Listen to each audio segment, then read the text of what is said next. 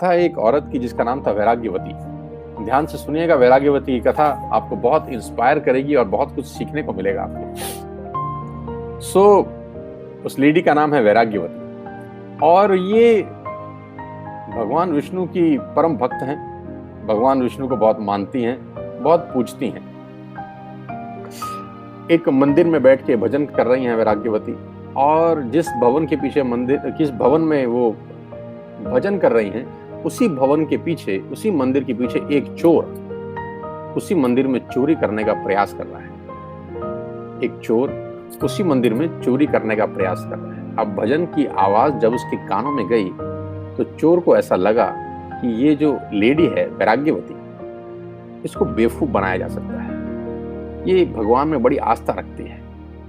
तो उसने सोचा क्यों ना राजकुमारी को बेवकूफ बनाए, और वो बाबा जी बनकर राजकुमारी के पास चला गया। सदगुरु बनकर बाबा जी के पास चला गया, राजकुमारी के पास। जैसे ही वैराग्यवती ने उनको देखा, वैराग्यवती ने प्रणाम किया, बोला महाराज जल पिएंगे? तो वो जो साधु जो बना था, हुआ नहीं था।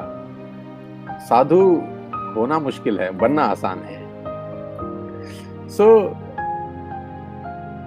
जल पिएंगे? तो महाराज ने बोला जरूर पिएंगे। तो वैराग्यवती जल लेकर आई। जैसे ही जल देने लगी, बाबा ने मना कर दिया, बोला रुको, तुमने दीक्षा लिया है कभी? तो वैराग्यवती बोली नहीं, मैंने तो कभी दीक्षा नहीं ली। बोला हम उस स्त्री के हाथ से जल ग्रहण नहीं करते जिसने अभी तक दीक्षा ही नहीं ली, हमें जल ग्रहण नहीं करना। और वो पलटा और वापस जाने लगा। तो वैराग्यवती बोली महाराज आप जाइए मत, आप ही मुझे दीक्षा दे दीजिए, आप मुझे दीक्षा दीजिए सो दैट मैं आपको जल अर्पण कर सकूं। तो वो हंस के बोला कि हम विरक्तों की दीक्षा ऐसे घरों में नहीं होती, दीक्षा के लिए जंगल जाना पड़ता है, जंगल में दीक्षा दी जाएगी, चलने को तैयार हो?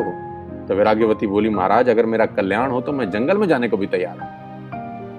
वह बोला अपने आभूषण, गहना, जेवर, रुपया जो कुछ है सब ले लेना। राजकुमारी ने सब रख लिया और वो जंगल पहुंच गए। संत के साथ जब वो जंगल पहुंची, संत जो बना हुआ था नहीं।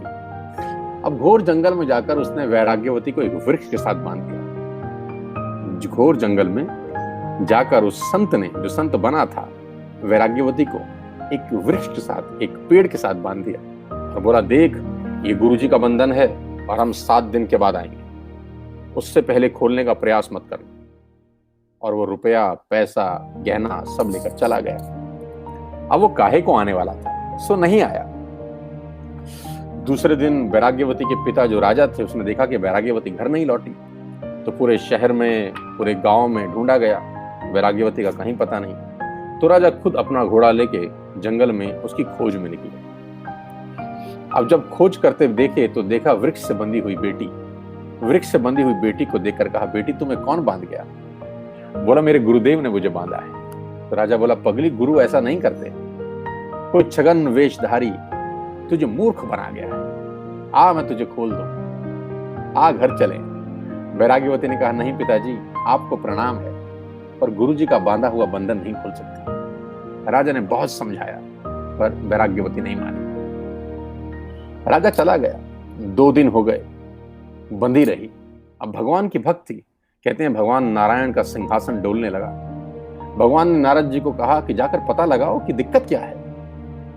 अब नारद जी नारायण नारायण करते हुए वहां पहुंचे जहां वैराग्यवती को पेड़ से बांधा गया था। बेटी मैं तुम्हें बंधन से मुक्त कर देता हूं, मुझे जानती हो? वैराग्यवती ने कहा हाँ आप देवर्षि नारद हैं, मैं आपको प्रणाम करती हूं। तो देवर्षि नारद बोले आओ मैं तुम्हें बंधन से मुक्त कर दूं, तुम्हें कोई ठग बांध गया है, मैं खोल देता हूं। तो वैराग्यवती ने कहा आप देवर्षि हैं, मैं आपका सम्मान करती हूं, पर गुरुजी का बांधा हुआ बंधन नहीं खुलवाऊंगा। वो बोले काहे के गुरुजी? ठग है, महाठग है। वो बोले गुरुजी के बंधन की यही महिमा है, देवर्षि नारद की 3 ही दिन में आपके दर्शन हो गए। इससे बड़ी महिमा गुरुजी की क्या हो सकती है? ना वो मुझे बांधते, ना मुझे वो आप दर्शन देने आते। नारद जी लौट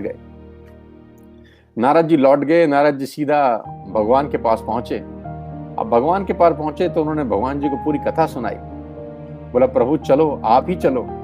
तो नारायण खुद आए चतुर्भुज रूप में। मंद मंद मुस्कुराते हुए भगवान ने कहा कि बेटी, मैं भगवान नारायण हूं, मैं तुम्हें बंधन से मुक्त कर देता हूं। सारी पूजा, सारी अर्चना मुझ पर आके खत्म हो जाती है। वो बोली, आप नारायण हैं, मैं आपको प्रणाम करती हूं, पर गुरु जी का बांधा हुआ बंधन उन्हीं से खुलवाऊंगी। भगवान भी हार गए। नारद जी से बोले, जाओ इनके गुरु जी को लेकर आओ। नारद जी ने बोला, अब कहाँ ढूंढेंगे महाराज इनके गुरु जी को। भगवान बोले, देखो पता करो, कहीं चोरी की ही तैयारी कर रहे होंगे, चोरी करते मिल जाएंगे। तो नारद जी ढूंढे ढूंढे ढूंढे तो सचमुच एक घर में चोरी करने की तैयारी करते हुए पाया। नारायण नारायण करके नारद जी ने बोला, चलो भगवान याद कर रहे हैं। वो बोला, भगवान, और मुझे? पूरी जिंदगी पाप ही किया है, चोरी करी, चकारी करी, मुझे क्यों याद कर रहे हैं? नारद जी ने कहा, जिस शिष्या को बांध आए हो उसे बंधन से मुक्त करो, भगवान वहीं खड़े हैं, चलो मेरे साथ। सिर झुकाकर आया, भगवान को प्रणाम किया।